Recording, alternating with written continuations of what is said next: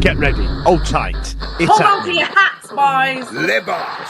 Hello, good evening, and welcome to another episode of the Wednesday Week. A little bit old for you. We're that deep into Danny Rohl.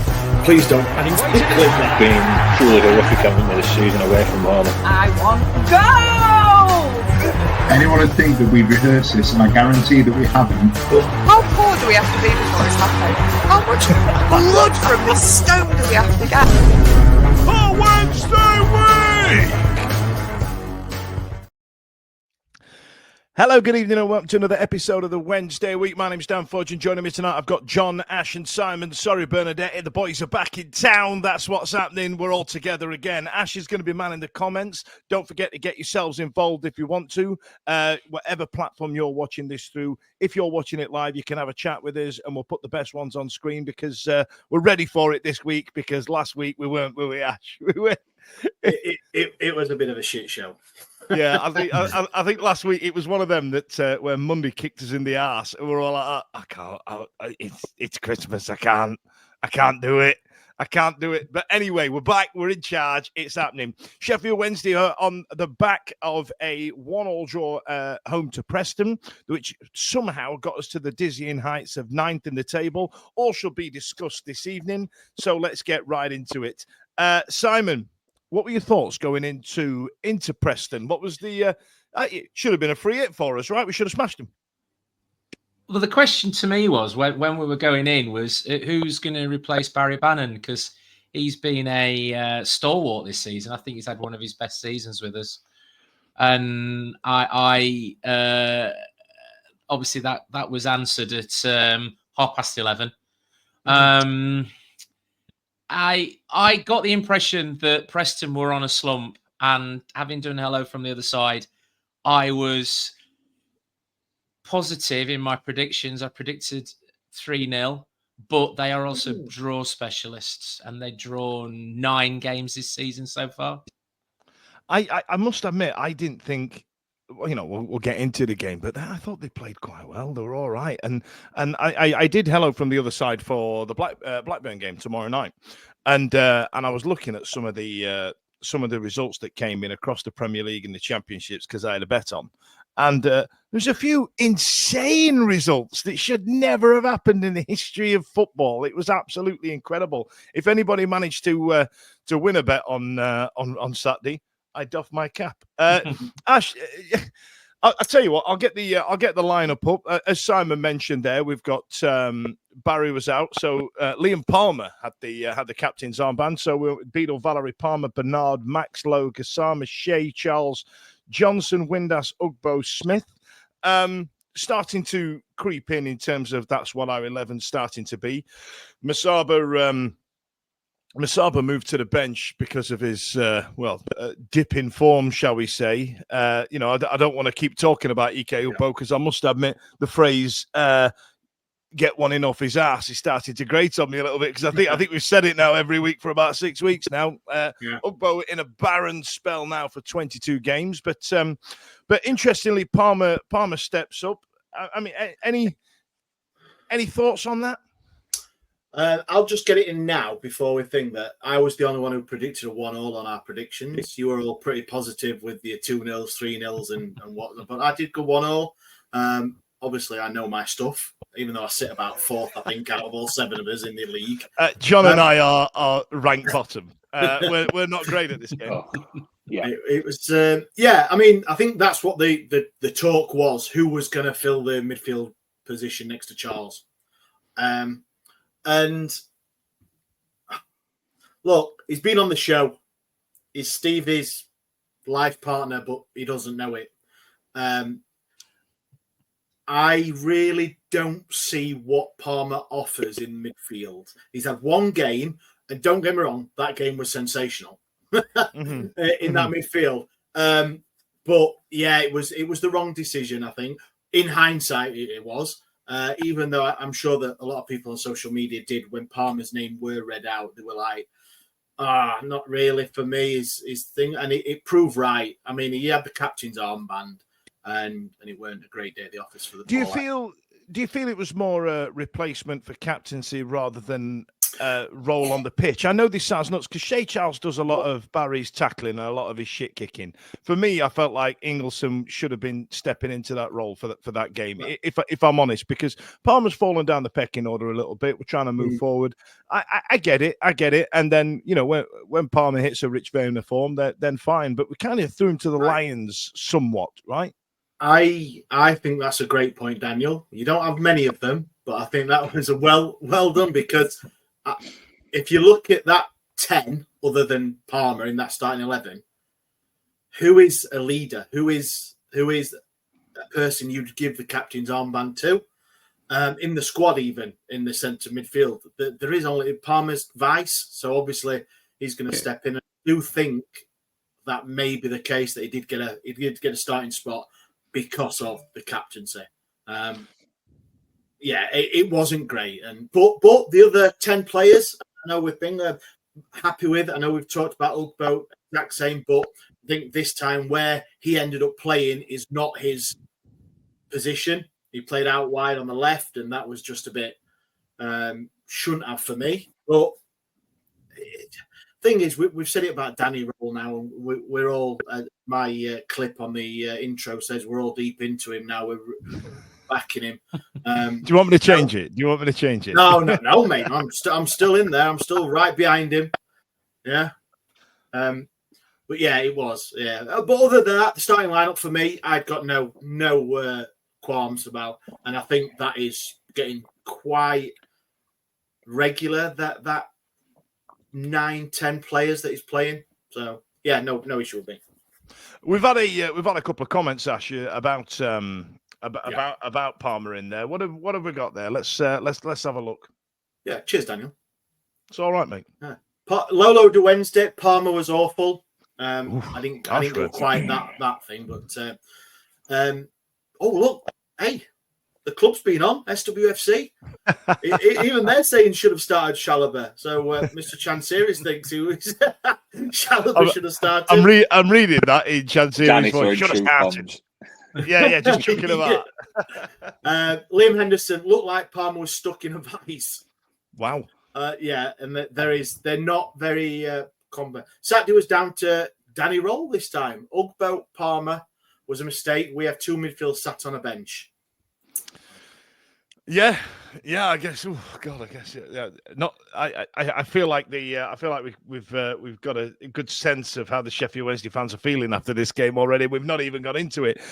John, welcome to the show this evening. I thought Preston started really well. There was a shot from Thorderson. Had a shot on target. Beadle, who went on to have an absolute mega game, started well. I mean, was there a point when it kicked off and you think, well, we're just going to go 1-0 down? That's what we normally do, isn't it?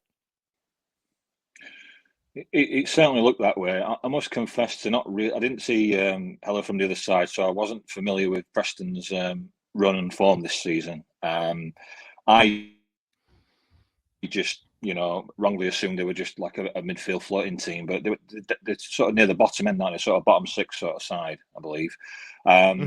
Confident, I went for the 2-1. I only went for the 2-1 because of the lack of goals that we have in the squad at the moment, but I was confident we could win this game. Didn't expect a whole lot. Wasn't aware that Eckingbottom, again, I'm not doing my homework this week, wasn't aware that Eckingbottom's our manager as well. Who's had success in this league, obviously, with our neighbours there. So yeah, obviously, I was confident. I didn't think Preston was a fixture that would bother us. I thought with the form we were in, on an unbeaten little run there, I thought we would take care of business at home. But you're right, Dan. They came out of the blocks quicker than we did, and they were up for it straight away. And but for James Beadle, that game would have been over by half time. Absolutely, Simon. There was a header from Windass, and then there was another save from Beadle. Stood up and saved it from Kessler Hayden. I've even got players' names. You see, I've done homework tonight. I listened to last week. Johnny's us last week. He's a week behind on us, and you know what I mean. Beadle had a couple of good stops in that first 10-15, didn't he? Oh man, alive! Yeah, I think Preston's form actually belies the team they've got. They've actually got some quality players in there, and I think they showed it in that first 70, 80 minutes. And Mm-hmm. Beadle was the one who stood out. And hasn't he done that whole game? Point blank save. Derby, a couple of good saves. And again, really sort of stopped the blushes because the side looked so unsettled. I don't know whether it was... so many players didn't turn up. It's not all about Palmer. So many players had an off day, just such a bad day. And I mean, I don't know if you want to lead into the goal, but Jesus, the defending just blew my mind. Because even when Valerie didn't go with his man, you know, what did they say? Don't let the ball bounce. Don't let the ball bounce. And he just... I tell you what it reminded me of. Valerie's position for that goal was very much like, you know, when you were like 10 years old and you were learning how to play football, and one of your pals or your team would go, they can't be offside for a throw in, and all of a sudden it was like this massive panic. No one did that for Jan Valerie. He just kind of went, oh shit. You could see it in his face as it went over his head. But also as well, the rest of the defence did exactly the same. And it was just, I stood up and not my finest moment, swore. And just basically, just what the flipping Nora are you lot doing? Because flipping Nora on the grandstand. There was prawn sandwiches everywhere. There was Mary sauce dripping off people's faces. The buffet had gone to shit. Sauce? Mary's.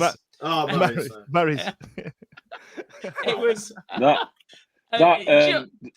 those early exchanges though, they were absolutely rinsing us down our right hand side, weren't they? You know, that right back position, we were absolutely exposed. It was like, to see it once is bad enough, but to see it 2 and 3 times, you're like, come on, someone get a grip, someone get over there, double up, what's going on? It was just far too easy, weren't it? It was the ball went out for the throw in, and the first instinct of their like left winger, I think, took it, or left back, was pick the ball up straight over Valerie's head. It was that quick. We were still napping. It was like, oh, we've got time to sit back, time to regroup. But no, they were straight at it, threw it in. And obviously, Valerie went straight over Valerie's head, literally. And it was for me, it was like slow motion. You know, he got to the byline, he crossed it in. How did he get that through there? Well, it went through Bernard's legs. Bernard went out to meet him, and it come through Bernard's legs. But then the other two, I think it was Lowe and Johnson. Lowe and Johnson. They just ambled. You know what I mean? I know it's easy to say that because I've obviously never played football in my life, but they just seemed to amble. And he had all the time in the world, didn't he? Just to tap it in, and it was so frustrating because for a lot of games, not quite so many in the last 3 or 4, but a lot of games we have been really good in the first 10, 15 minutes, and we haven't took our chances. Do you know what I mean? We've seen it, and it's like, right, come on, guys, let's think. But then for after, what was it, 14 minutes or something, they scored. It was awful defending, and yeah, we picked out Palmer. Obviously, he didn't have a great 45 minutes at all. But there were other players. It was a win together, be shit together. I think that's the term. John, there's some feedback here about Johnson phoning it in. I mean, Johnson's been one of our standout players over the last year and a half. At least, I think his goal involvements are the highest in the club. And a lot of people saying there, like Matthew Moore on screen there, saying Marv couldn't be asked. Do you know what? I understand the comment, and Johnson's been a bit of an enigma lately for us because there's occasions when he's up for it and he gets the ball and he runs at players, he runs down the wing. We all know that he's got the delivery. And then there's games like Saturday when he just didn't even want the ball. As soon as the ball came to him, he was just pinging it anyway. He wasn't even looking half the time. Especially like on 85 minutes, I said to my friend, I said, Johnson's proper checked out of this game. He's just not interested at all. Anytime the ball came near him, he wasn't even looking for a player.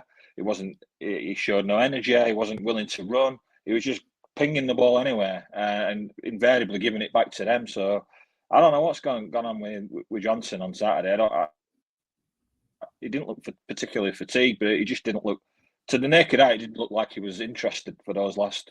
He picked it up again in injury time, to be fair, but for large parts of that game, it was conspicuous by his absence at times. It really was. I think one thing that summed up Johnson for the game was probably in the first half that the ball was heading out to in front of the south stand, and he could have reached it, and he was running, and then he just slowed down, jogged, and watched it go out, and everybody just looked at him and went, "You could have got that." And then it was a throw into them in our half. And that summed up the entire game for Johnson, in my opinion. He looked like the player when we got spanked by Ipswich the other season, who was being run ragged. And he looked to me like the player who was just like, can't be arsed anymore. But he wasn't being run ragged, though. He was literally couldn't be arsed. It's like somebody it was all the other side of the pitch, wasn't it? Yeah. Where they were doing well. He had running the green on that side. It was like somebody had shown him the Ipswich game before it and gone, look. And he'd gone, oh, God, yeah. And then just carried on that feeling into this game. He was abject. It was really poor, which is sad because he's a really good player. I tell you what, Simon, someone's actually commented, yeah, exactly, Simon. Someone's actually really agreed with you there, mate. So, it's Chansiri, isn't it? It's Chansiri. Yeah, exactly, Simon. It's bloody rubbish. It's costing me a fortune. Taking 54 years, but yeah, thank you. Get it a tattoo. Get it tattooed like North Yorkshire Owls with Deshaun Bernard's signature. Ashley. After the goal, then cross comes in from Preston, left it into Reese. He hit it. Beadle makes a save with his leg, and then Thordarson. It was a weird one, that follow up from Thordarson, wasn't it? What's he doing? I think I in real time. So obviously sat at the cop, not far away. Real time. I turned to my mate and I went, "That isn't a worldy save. What a save! That's probably just like 2-0. We're going to be struggling." And I think that I've watched it back on the highlights, and I'm not taking anything away from Beadle, but it was a bit closer to him than first thought. He still had to save it, and it was still stuck his leg out. But I mean, it was an important save because we, like you said, Dan, we had that one header from Windass that went over, and that was about it in the first half, weren't it? Yeah, it was that bad. And I went to Derby last week, and I thought, we can't be that bad again, because that first half was shocking, and we were again this at home, and it was just like Simon said, abject, and I know he said that about Johnson, but there was 3 or 4 players that really just did not, for whatever reason. I'll tell you the reason. Come at them. Oh, go on then, John. The reason is we're relying on a 36-year-old midfielder to be the creativity of the team. Barry Bannon's on manager number 8. Is he? And we still haven't got a replacement. I get that, but he played on Derby as well, and that was one of his worst games as well. Derby. But he had a word with himself at half time, did he? You know what I mean? He just could have said. But I think John's point's got validity. And to be fair, John, there was an opportunity for players like Gassama and Windass to step up. And I know they play further up the field than Barry. And I think there were, just before half time, Gassama carried it 18 yards out. I'm reading Ash's notes here, bless him. He's done me some absolute mega notes while I was driving. Gassama carries the ball to 18 yards out, shoots just wide of the right-hand side of the post. Ash, these are very comprehensive notes. Did you feel like Joe Cran's job? Thanks, man. Did you feel, John, that like this was their opportunity to put their stamp on this team? I think you have to look at it that way. Whenever a key player, captain, leader, one of the first names on the team sheet is unavailable, then it's obviously somebody else is getting an opportunity to stake their claim for that role. Now, obviously, he decided to go with Palmer, and I agree with Ash. I don't think Palmer. There's a reason why we pulled him from midfield and made him a fullback, because he's not up to a midfield championship role consistently. And so then you're going to look at, well, who else could come in? Perhaps Ingleson could have come in. And I know he came on later in the game. They've got young Sean Fasaya, but I don't know if he's got enough faith in him right now. But yeah, obviously, whoever comes in has got a big job on their hands, because you know that Shea's going to sit deep. Often Shea was taking the ball from the back line and trying to be that, that water carrier, sort of Deschamps kind of role, and then hope that somebody else could be like the creativity and box to box kind of player. But we just haven't got it, have we? I mean, barring like a couple of players here and there, like when we had Kieran Lee at his best and Alex Lopez in patches, It's an area of the team that we've not properly addressed. And whenever we don't address it, we're going to continue to struggle. And whether you're a fan of Barry Bannon or not, it's undeniable his influence on the team. Whether he has good games or not, he's got the influence on the team as captain, as the leader. And I think when he's not in there, it shows. We're really exposed, and no more so than on Saturday. So there needs to be some succession plan. Whether we now have Danny's having to think now about January, thinking, hang on a minute. Yes, we're lacking goals, but I might also be looking at a bit more creativity for when I do lose Barron to injury or suspension. We've got to have a plan B in that midfield, otherwise it just doesn't work. I think you're right. What else are the interwebs saying here, Ash? Let's get through some comments, because there's a great one there from Chef Cam saying Thordarson and McCann rounders, rings rounders. Yeah. I feel like that was an issue, wasn't it? Yeah. And also Liam. We've started quite a few games really slowly. It's a habit that needs breaking. Other nuns' clothing is available. It's interesting because when the results weren't going our way at the early part of the season after that Plymouth game, we were coming out of the traps hell for leather for the first 10, 15 minutes. And now it seems like we're waiting to go 1-0 down before we start playing, which was an issue under Darren Moore, which some of you might remember. What else we got, Smash? Craig's made a good point. Is there a lack of trust in Ingerson to replace Bannon? Ingleson, sorry, not Ingerson. I wonder if there's. I wonder if they just play different roles. You know, Ingelson's a bit of a. I want to say he's an enforcer, but that kind of sells him a little bit short. Like when people talk about Peter Crouch being and Ati Nuhiu being the big telegraph pole to hump the ball to, but they were quite technically gifted footballers when the ball was at their feet. You know, varying levels. I'm not saying that Ati Nuhiu was as good as Peter Crouch, or vice versa in some people's minds. But you know what I mean? Like, I don't know. I just feel like it depended on what the role was. And I feel like Palmer, like we said right at the start, I think Palmer getting the nod was more of a captain thing rather than actual, because we had nobody creating in the middle of the park, didn't we? Yeah. Are we looking at this obviously through hindsight as well? Because like I said, for me, Palmer, when he's played in midfield, hasn't been good enough, but he has had that one game in midfield. I'm sure a lot of people, when they saw Palmer as named on instead of Bannon, were going, "All right, yeah, he's done he's played that position before." I would have preferred Chalobah.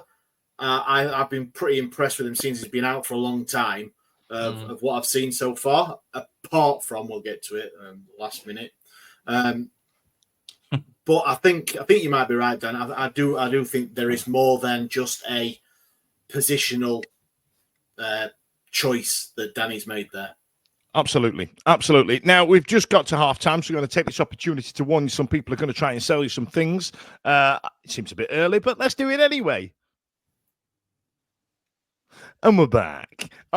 Somebody make a note of 24 minutes so I can get that done. Honestly, but I tell you what it is. Somebody said to us in the summer, it's really jarring when it just cuts to the adverts. So I thought, all right, I'll endeavour to try and place them. And Christ Almighty, it's such a laborious task. And it means note to nobody, but it was quite jarring. It used to just cut away, didn't it? Ever since that comment, that was from the fan engagement thing, you know, when we asked people about the podcast and stuff, and someone did comment that. Now, every time, I don't listen to many podcasts, but when I do, and they're talking, it just cuts off, and I just think back to that comment and go, you need to listen to your viewers, listeners. Hey, honestly, I am never after feedback, never. You know what I mean? But that comment is rent-free right in my head here like that, and I'm like, that rat bastard telling me how this goes on.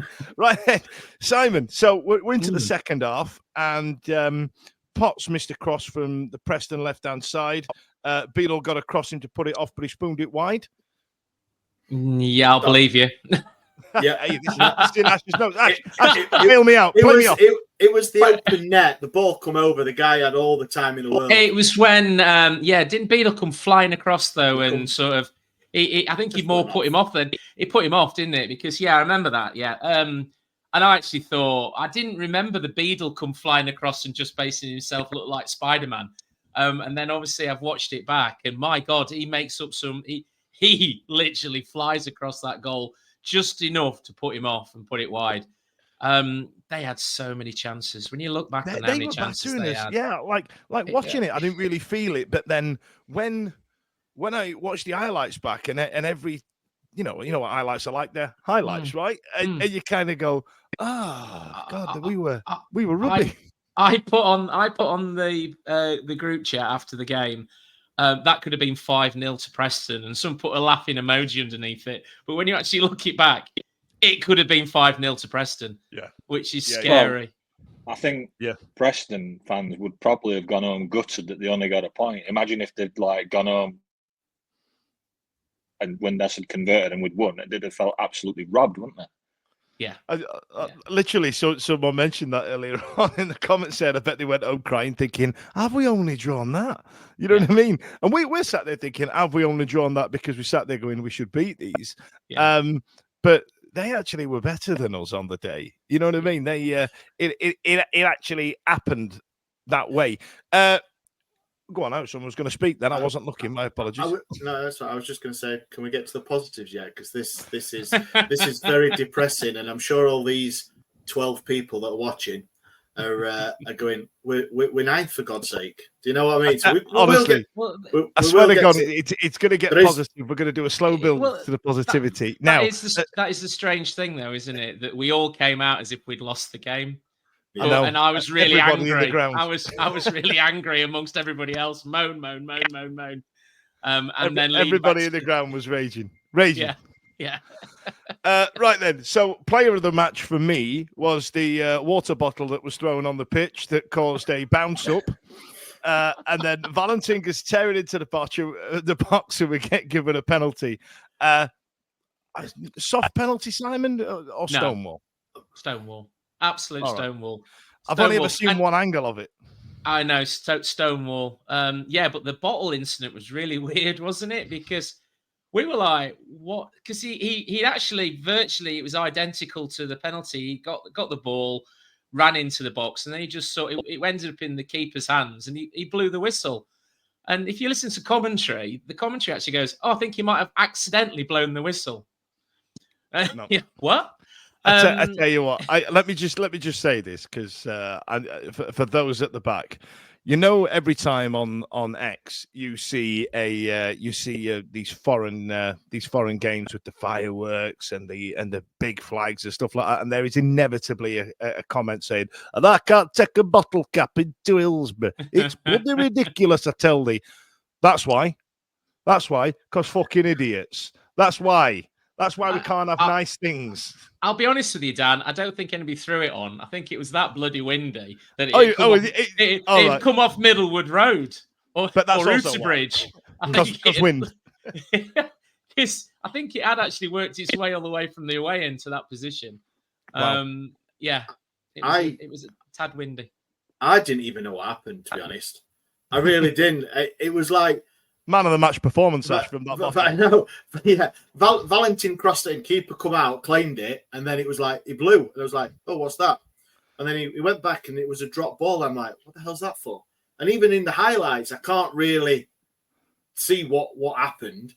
And then it was like ball into Gasamo, played a 1-2 of Valerie, and obviously he just head down straight to box. And that's what Valentin. And I think that's what I like about Valentin. I think that's what he offers you. Yeah. He's supposed to be a right back stroke right wing back, but he does go at that byline, and I quite like that. And I know he into the box. And yeah, Stonewaller for me, Dan. Stonewall. Not even a grey area. Now, John, you get to talk to the penalty. Talk to us about the penalty. You get to talk to us about the penalty taker as well. Now, causing controversy all over the interwebs. This is John.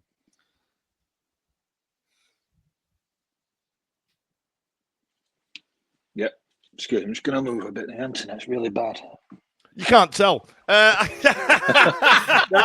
can't tell. Well, this is like when we interview Chris Park-Williams walking around his garden. Yeah. Well, the penalty taker. Yeah, go on. Go on, then, John. No, you're. I was just going to go take. He was going to pad for you. He was going to fill for you.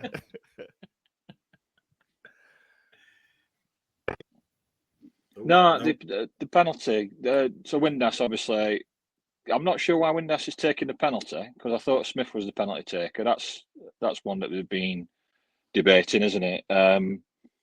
So anyway, Windass decides he's going to take the penalty. Everyone around me is filming it on the phone, so you know what's going to happen then, don't you? So Windass takes a poor penalty. It wasn't a good save. It was a poor penalty, in my opinion. And everyone's moaning and groaning out court, saying Windass is a wanker, blah, blah, blah, blah. Smith should have taken it. Right, on that, John, just think, John, right, obviously we got one 2 weeks ago, and Windass stepped up that took it. Exactly. In that moment, you know, where he stood with the ball in his hand and he's put it on there, did anyone round you go, oh my God, why was Windass taking it? It should have been Smith, or should be X1's anyone else? Because I was sat on the cop, and I don't sit near you, but on the cop, and not one person round me in the couple of rows in front or behind said anything about Smith taking it. Windass taking it. It's only after the fact that obviously we know what happened. So I think it is one of those that I had no issue with Windass taking it. I have no issue with anyone taking a penalty, really, to be honest, because there's a reason. And obviously, in the dressing room or on the training pitch the week, it's if we get a penalty in another 588 days or whatever, Windass, you're the man, irrespective of who's on the pitch. So I think, I don't think, but we'd say after he's missed it. So obviously we're all going to go, how come Smith hadn't took it? But when he's got the ball on the spot, I have no issue with it. Benchitis, mate. Benchitis, you know what we're like? Bear in mind, since last time Smith took a penalty, we've changed managers twice. And Josh has obviously, done something in training which Danny's mate said, right, you're taking penalties. He took a great penalty against Hull the week before. So again, like Ash says, nobody went, what's he taking a penalty for? It wasn't like Palmer got the ball or anything like that. It was literally Josh. Palmer's coming in for some slander this week. You can tell Steve is not here, can't you? He couldn't take it anyway, because by this time I think he'd been subbed. But anyway, So Josh took the penalty. Nobody complained up until the moment that the keeper saved it. And then at that point, you go, oh, sugar, But it was Holly's put somewhere. The weather was dreadful. It was really windy. It wasn't the best of it wasn't the best of penalties. But if it had gone in when we had this conversation, would we? Yeah, simple as that. Yeah.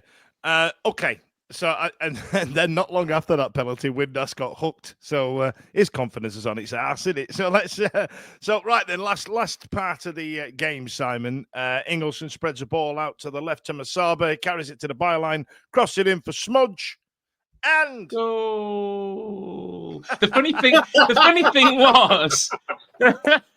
I'm putting that in the credits. I'm putting that in the credits. The funny thing was, he did virtually exactly the same thing about 3 or 4 minutes before, got into exactly the same position and didn't pass it. I think he tried to have a shot, and the entire stadium was shouting, pass it, pass it, pass it.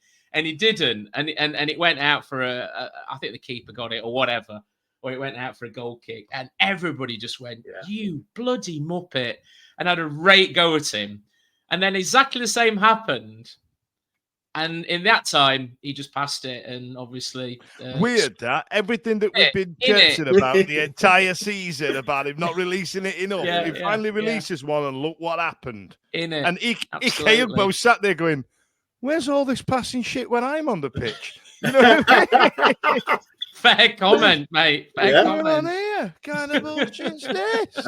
I think Simon was right. I mean, Masaba had the ball a couple of minutes before, and he checked back once, checked back twice, checked back again, and then it went out for a goal kick. It was and everyone around me. I know Simon sits in the posh seats, but everyone in the cop near me was exactly the same. It was like, what are you doing? You had like 2 chances to get the ball over, and he didn't. And then obviously, couple of minutes later, he probably learned from all the shit he got from the cop, and I tell you what's interesting. When you get that mad that you just blurt out a comment. I was just gonna say, when you get that mad and you just blurt out a comment and it doesn't really make any sense, and you like kind of think back, what were I saying now? Like I kind of like stood up and I'm like, what the bloody hell's he trying to do there? Knit a jumper? Because it looked like you were like, doing all step overs. Knit a jumper!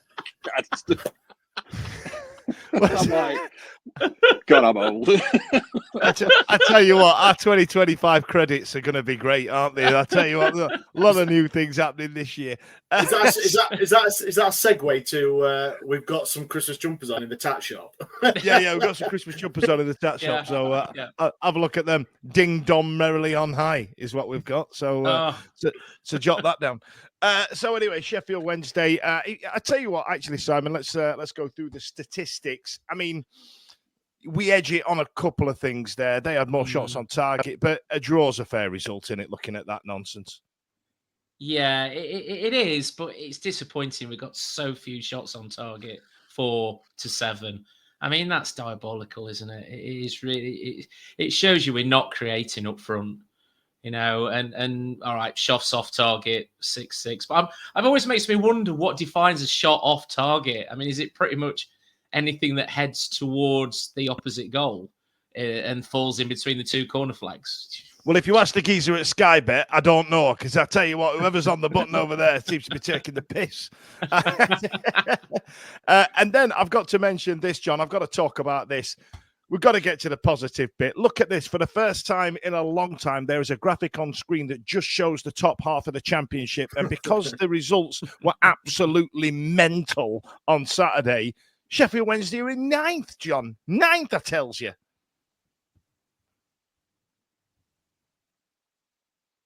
Oh, he's gone.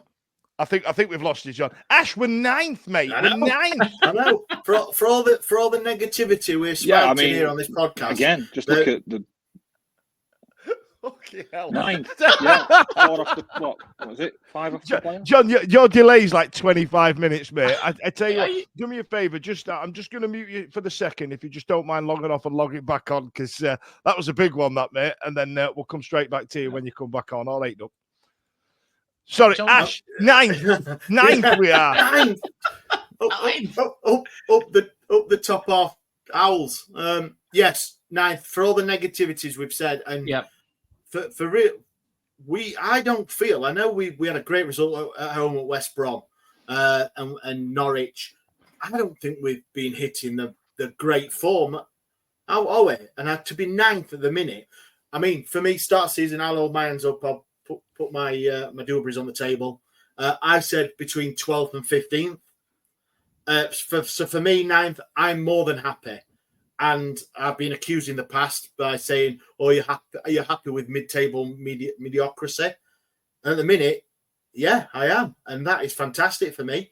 And we've played some tough teams, and we are 9th. I'm you've got to, haven't you? You're coming out of that 1-1. You've got to be happy with 9th. Very much. I tell you what, Simon, I'm going to leave that graphic just on the screen for just a second here, because there's a couple of notable ones I want to point out there. West Brom just draw every game. Interesting one there for me. Sunderland are in absolute free fall right now. The Sunderland are doing Sunderland. Sunderland started off really well last season and the season before. They come out of the blocks like a terrier flying down the wing. And then they get to around Christmas time and the wheels fall off. They do it every year. I don't know what it is. It's, but they do it every year, and they'll probably finish mid to lower part of the table unless they have a good side. And it's what they do. It's what Sunderland do. They seem to do it every season. And normally when we play them at the back end of the season, they're already got 1 foot on the beach. John, are you back with us? Oh, he's still on. Give it a go, mate. I'm not sure what's happening. Yeah, go on. Up the John. He's all right. John, there was some absolute mental results on Saturday. Notably, Millwall got beat at home. Difficult thing to do. Portsmouth spanked Bristol City 3-0. QPR spanked Norwich 3-0. Do you reckon just a few results went our way on Saturday? And do you reckon the weather had out to do with it? Oh, yeah, absolutely. The weather was horrible.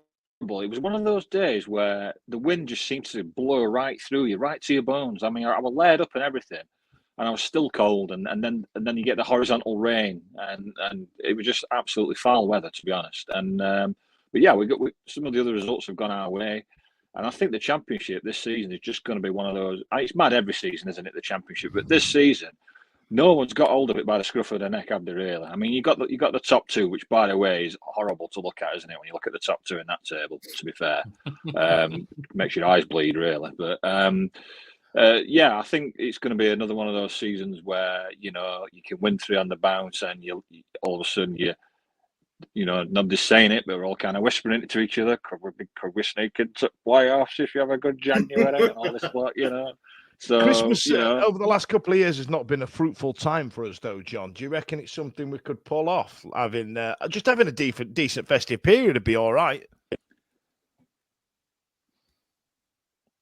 That alone might just sway things if we can just keep a steady ship and pick up points on the road and then try.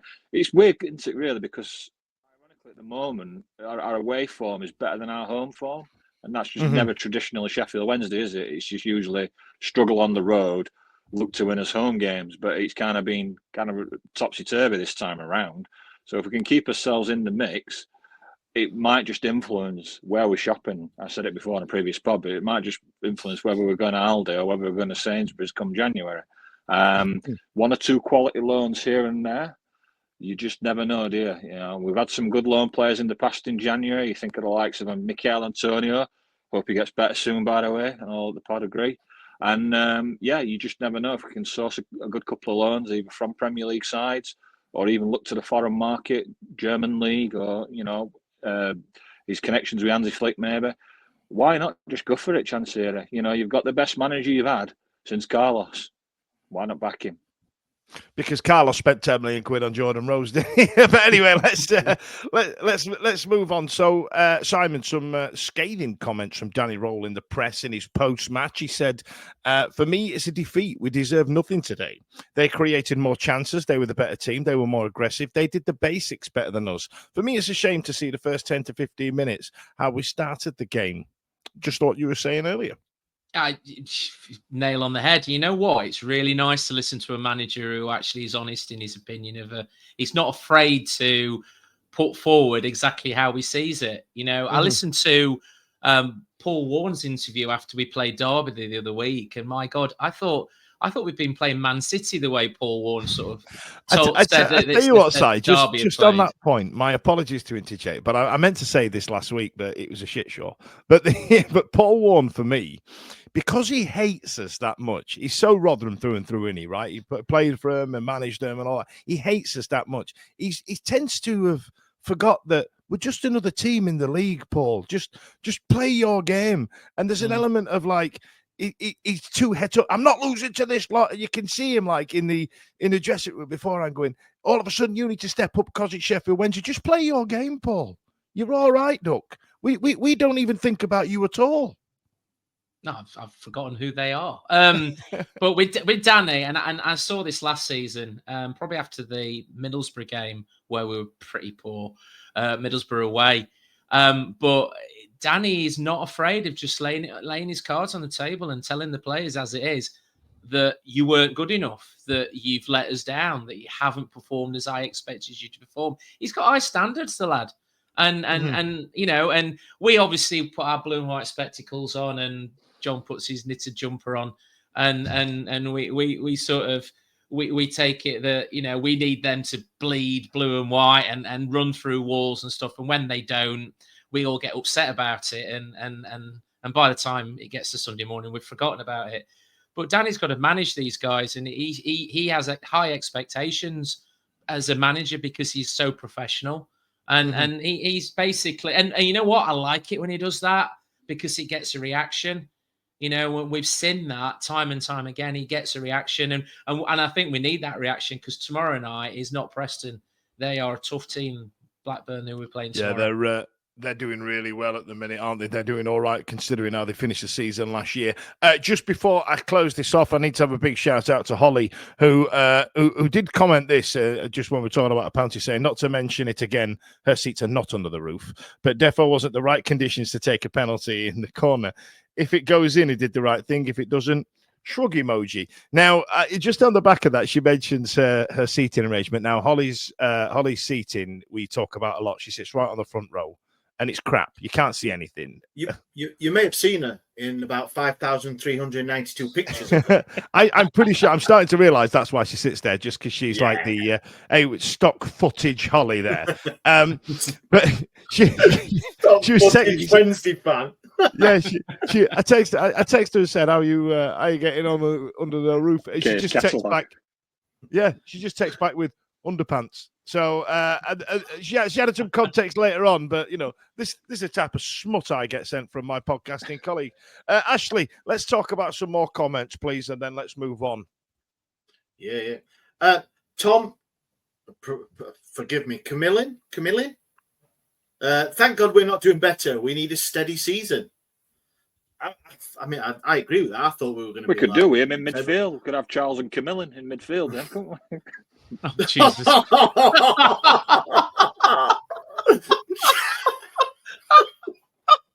Wowzers, John. Oh, my life. Dear. 10 out of 10, no notes. I like that is it. Done. Matt Strickland agrees with you, Simon. He's put look at Blackburn, though. It's a big game tomorrow, no doubt about it. Here's one for you, just on the back of that comment. Now we're 9th. All the big games now. Are we going to get some of, they're only 12th, we should be beating and we're 15th, or is that too early? I think it's. I saw an article today that we've been earmarked for 15th. Actually, just looking down the list. So anyway, let's move on. We're 9th. Let's all just suck it up. We've played one more than a couple of games because a few got called off. But we've got the points on the board, so jot that down. It's as simple as that. Right then, I'm going to move into some hot topics, and I tell you what, folks, I want to try and get your opinion on them. Piers Charles, we spoke about this in the questions and answers episode a few weeks ago. Piers Charles, sell or keep? We've just loaned out Killian Barrett to Solihull, 20-year-old geezer. Piers Charles is doing well. His stock is quite high. Simon, where would you sit on it? We had a chat about this on Saturday, and if the right deal comes in, you would look at selling him, but it has to be structured in such a way that there are sell-on fees. So a bit like we had, we've got to, and two teams down the line as well. I'd be looking at a sell-on fee for the team we sell into, and then a sell-on fee from there as well. It has to be structured right. Because I wonder if Coventry have got that one with Gyökeres. You know what I mean? Gyökeres. I wonder if they exist. They exist out there, and we've not been. We've not had the nous in the past to do that, have we? If you look at Kovacevic, Antonio, I think. Yeah, I mean, there was just Antonio, but Kovacevic he went for 11 million euros many moons ago. We didn't see tuppence halfpenny from that. You've got to look at the fact that he is a lad who could have a very, very bright future if you develop correctly, and we need to get some sort of payback from that. But if they come, sorry, Dan, if they come in for £1 million, then I'd be looking at going, no. I don't know, you see, because I think that's our level, right? Because Matt Strickland there put a comment, said I would sell because his stock's high. People are talking about him. Let's make some money. Because I'll be honest, I don't think he's as good as Beadle. I think he's got a great future in front of him. His stock's high. Let's cash in. And then if we know that players like James Beadle are available to get on loan, or even is, why don't we just do that? Beadle's been great for us. Let's just do that. I think he is great, but I think we need to start being a proper football club that buys and sells its assets. Ash, what about you? Where do you sit on it? Hot topic. Yeah, it is, isn't it? It's a question. I'm going to make a theme tune. It's a question because obviously we've seen Charles turn it on for his country, be number one, and not be number one for Sheffield Wednesday. We've got a fantastic 20-year-old keeper in Beadle, haven't we? 19 even, maybe, I think. It's hard, isn't it? Because we know the thing is, it's not like he's got to displace a number one. We know Beadle's going back, and wherever he ends up next season, because he won't be Brighton's number one, he'll go out on loan again. But He'll get bought. We'll buy him. We'll end up buying him, and then we'll be sat with two goalkeepers like we did with Dawson and Joe Wildsmith. We won't be able to afford him. We won't be able to afford him. Because if you're thinking, I don't know, what are you saying? A good price for Charles to go would be anywhere between 5 and 10 million. If you're talking that sort of thing for someone who's not really played first team football, you're going to be doubling that for Beadle, aren't you? I don't think he's worth 5 or 10 million. I'm not saying I'm not saying he's worth 1.5 at best. Who's that, Charles? Mm. But would you take that? Because 1.5. So if you're saying 1.5 million, that's not enough. No. To get rid of Charles. If you're talking upper end of 8, 9, 10 million, yes, that's enough to get rid of him. Because replacing him, because I think for Championship he will be a good keeper, it's going to cost more than 1.5 million. So why sell somebody who is being linked with Premier League teams, if you believe the media, with somebody that's going to be either the same or a little bit better or a little bit worse, but you're paying twice as much for what you've got for him? Because you're going to be paying 3 million for a half-decent keeper, right, in Championship. Low one in again. This is the first time we've got such an exciting product, right? We've got such an exciting player here, and he's and I agree completely with Simon. I feel like if the deal's structured correctly, because it's not going to be his next move, it's going to be the one after. Yeah. And if we have the right deal in place, I'd flog him now. John, you get the deciding vote, and given your delay, I feel like we're going to all be on tenterhooks with it.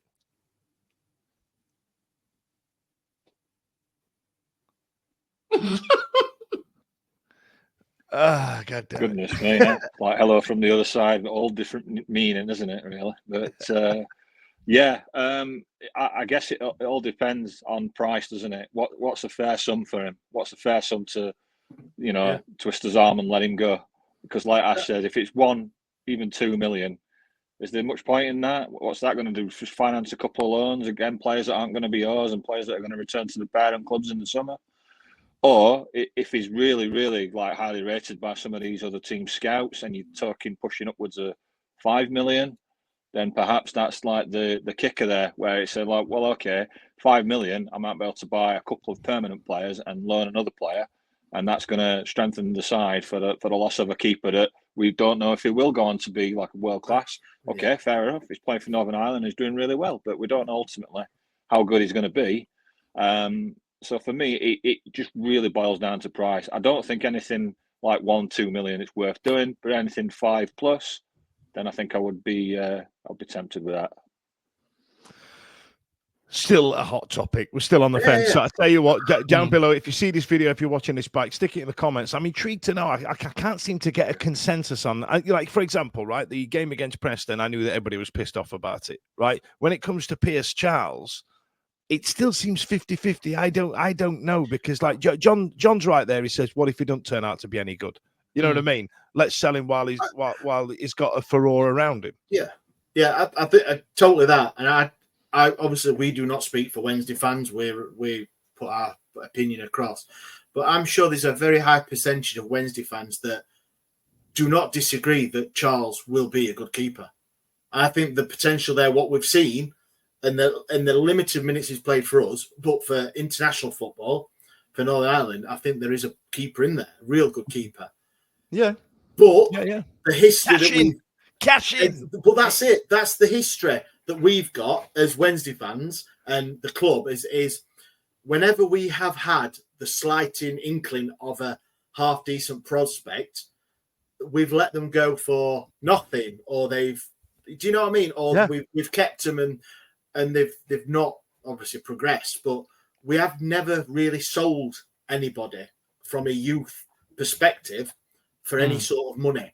And we're moaning that we want things to change at Sheffield Wednesday. Probably, we want to change. A lot of people want him to change, but we want the back room. We want the things, how things are run, to change. This might be one of those things to change, that we do sell our youth plus prospects at a time that, yes, he could become number one next season, but then, like you said, Dan, Simon, he might not. He might break. I know you can't say that, but he might break a leg or whatever. But why not cash in and change the thinking at the club in that respect? And that's one small part to change, but then there's loads of others as well. I think it's the same when we had Joe Wildsmith coming through the ranks. It was tipped to be a really, really top keeper, wasn't it? And it didn't really pan out for him. Admittedly, he didn't play for I don't think he's quite on the level of Charles, but there was certainly talk about him being a top keeper. And it didn't quite work out. But I think invariably with these things, you have to make your mind up quick, because if you don't, you'll usually be on the wrong end of it. So you'll not sell them when you should sell them and cash in, or you'll hold on to them and they don't pan out to be the prospect that you quite thought. So it's a tricky situation, really. I think it is. So, listen, if you are involved in the comments and you're watching this at a later date, I want to see it on YouTube, because I want to see it on X. I want to see it on Instagram, purely because I want to know what the general consensus is. Simon, I'm going to come to you on this next point before we wrap this up. Now, in the Women's Supporters Group chat today, they were talking about flasks at Hillsborough. Now, because our player of the match against Preston was a plastic bottle, obviously this is coming to fore, and I can see the connection and stuff like that. Now, there is an element of, a lot of the older generation and probably fans with kids take a flask in to keep them warm. I get it. I understand it. I've seen it 1,000 times. But now all of a sudden the club are starting to pick and choose what you can go into in terms of flasks. Now, people are now getting stopped, and apparently you have to leave it somewhere, and then you can pick it up on the way out. If not, you're not getting in. Where do you stand on that? Oh my God! Have they got something better to do? I don't know. I think it's important, because if the catering, because what it was, I thought this would start a discussion about the catering, because if I could get a cup of coffee, I wouldn't need a flask, right? But I think you've asked me this question because I'm the oldest one here, and you probably think I've got a tartan flask with my rug and that I take to the match every time. Flask, yes. It's actually, I don't think we actually own a flask, to be honest. That'll start a debate for you. But the thing is, I think there's a certain type of person in any life who has a flask, and they take them to a match, they take them to work, this, that, and the other. I don't know what the percentage of people taking flasks to Sheffield Wednesday is. But this is it. Is it really that much of an issue? No. Is it really that much of a problem? No, it's not. I know it's not. I mean, to just let them bring a bloody flask? What the issue is not that they're bringing a coffee, they're bringing not coffee, they're bringing alcohol. So they sat there on the seat, and Irish got sat there taking a drink of whatever they brought in, some warm whiskey or I don't know, mulled wine maybe at this time of year. Do you know what I mean? I'm buying a flask. I tell you what, this is for me, Ash, right? And there's a lot of people who go to watch Sheffield Wednesday. You can't win every fight, and for the exception of a couple of bellends. Now we're speaking about there's going to be more bellends, right? You know what I mean? But was it really that much of an issue? This is the same club that give you a paper cup when you go into corporate, so it looks like you're having a Coke rather than a beer when you sat in the stand. Let's not fart around the pool. Come on. I sit in, as you keep saying, the posh seats where you would think there'd be flasks aplenty. And I very rarely see anybody with a flask. I think the journalists who sit in front of us are more likely to bring flasks in than anybody. I'm now annoyed I've not brought one. Blame Alex Miller. Alex. He's got a tartan flask. And yeah, I bet he has. But it's years old. But it was passed down by grandmothers and this and the other. Yeah, from Dom. Oh no, you want to drink out of that? Jesus. I'd be flask of doom. So Dom only drinks on bungo. You know what I mean? You know what I'm saying? Well, brilliant. You see, there was a gag on the end of that I nearly missed. I enjoyed that. I know it seems like a trivial point, but because it's a trivial point, why are the club making it such an issue? Because like you say, Simon, the amount of people who are there with flasks is pretty low, right? Is it a massive issue, Ash? It's not, is it? Come on. We've talked for years, and everybody who watches this or watching it now or listening to it later, there is probably hundreds of other things to try and fight against. Hot water.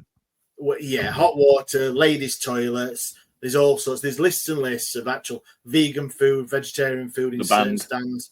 The band. There is. it just seems. Do you know what it seems like? It seems like, you know, the fake shirt thing when they come out with the fake shirt that absolutely nothing happened or nothing has been. It's just one of them that's something else that has been leaked or an email or a message has come out or whatever has gone. Oh, but we're looking at Flask. It just gets the Wednesday fans. It's like, oh my God, we've got other things. Look, we're 9th. Forget about it. Do you know what? I should have made that the name of the episode. We're 9th. Forget about it. We're all right. Leave me alone. Listen, I need to talk lastly about this big giveaway that we're doing in terms of any other competition, business. Daniel. Competition, Ashley, not giveaway. Do you want to talk about it? Because I will use the wrong terminology, it seems. Yeah, giveaway means that we're giving it away, Dan, and we're not. Right.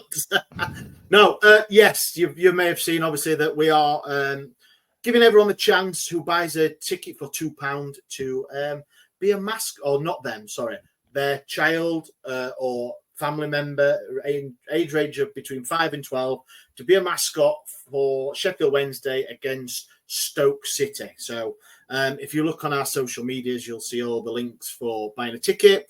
£2. If you can afford it, please do. If you do, if you can't, then no pressure, because we know how bad it is, especially around Christmas as well. We just thought that it may be nice if people had the chance to maybe give it for a early Christmas present for somebody, because it ain't cheap. I'll put it that way. If you've ever looked, yeah. So it's. But thank you very much, anyone who's bought a ticket up to now. You will also receive as well a kit, so a full kit. So you will be kitted out for the day. Your little one will be. Obviously subject to availability, because I know some of the kits, sizes wise and everything. So we will endeavour to get you a full kit for the day. The only thing is there's no tickets with it. So if you do enter, you will have to supply your own tickets. In. Are you kidding? No. I can't. Right. I can't speak. I can't. Literally. So hang on. So if you get the mascot package and you've got to buy a full kit as well. No, the full kit. No, full kit. We're giving a full kit with. So but if I was just to buy one. If you went and bought, you've bought, right. So I'll just tell you, it's £360 for a mascot experience. Exactly. So it's well worth getting. You don't get a ticket and you don't get a kit, and they do like you to wear a kit, obviously, and your child will obviously want to wear a kit on the pitch. I would. Yeah. Look at the sack.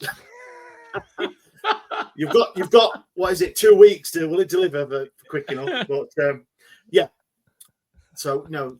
Yeah, it's pretty expensive, Daniel. So you send your kid, and the parents don't go because they can't afford to buy the tickets. So it's pretty like much Home Alone in Hillsborough. Look, if I'm not going to know. All right. Well, I'll move on. I'll get you out. Lolo Wednesday says, "How do you buy a ticket?" If you go onto our socials, there's some links, and I will probably all this week, every day, keep punting it. Yeah, if you go to our Instagram, it's at the top, the link tree, and if you go to our X and on FB, all of the details are on our link tree there. Go down to competitions. I've just got to point out a couple of comments that we've had. I've had Craig Hayward saying I saw a guy getting refused entry on the cup because he had a bottle of men's perfume in his jacket pocket, and Chef Cam replied back with, "Come to Summit when you're supping Old Spice." Can't argue with that. You know what I mean? Well, it's got that bad. Have you seen the price of aftershave and perfume and stuff? It's Old Spice from Superdrug, mate. No, it's not the same. It's not the same. Listen, I also wanted to just do a brief shout out to Killian Barrett, who's gone on loan to Solihull, 20-year-old keeper that we bought in the summer. So we've now got 1 million goalkeepers, purely because I think we're probably going to sell Piers Charles, but I'm not going to tell you that. Listen, thanks a lot to Ash, John, and Simon. Thanks a lot to you lot for getting involved and for the comments. See you later. Every week, live from 8 p.m. It's the Wednesday Week, bringing you football analysis. He came in. I think he scored a goal. Bringing you banter. Yeah. Bringing you responsible life hacks. Met you wonderful souls at 10 a.m. for some shots. The Wednesday Week. 1, 2, 3, 4 live. Available on all social medias. Obviously, this goes out on YouTube and as well as all the other social media out there for podcasts, etc. The Wednesday Week 24-25 season. Join us. Put on your podcast